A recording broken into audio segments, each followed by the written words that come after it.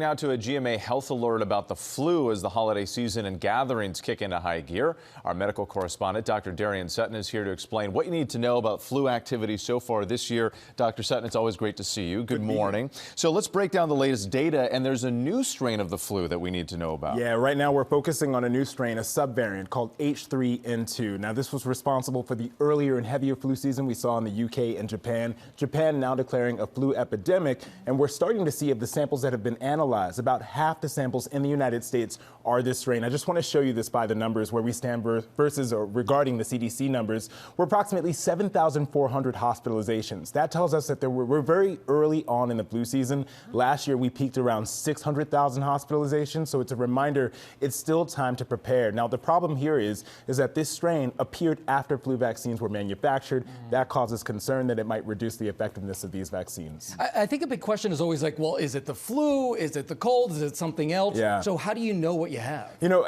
at the end of the day, if you are symptomatic, treat it as it's the worst thing. If it's the flu, for example, you want to make sure to reduce your risk of transmission. But from my experience with patients, the flu often is very severe and very sudden. Headaches, fever, muscle aches, those are more likely the flu rather than a cold, which is typically sore throat without a fever, without systemic symptoms. Regardless, again, if you have symptoms, place a mask on yourself and isolate yourself, especially from those who are high risk. All right, good stuff. All right. Thank you so much, Dr. Of course. Darien Sutton, as always.